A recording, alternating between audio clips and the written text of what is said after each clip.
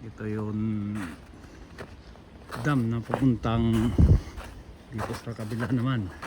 Punta natin. Ayan o. Ah, ayun o, mamaya. Ayun si Allen. Ito tayo dun sa may ilog. Sa lake, Ontario Lake. Dinadaanan natin eh.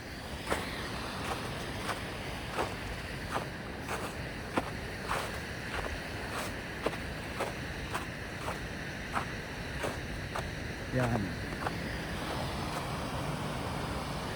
Ito, lake na yan. Tubig yan, nasa baba.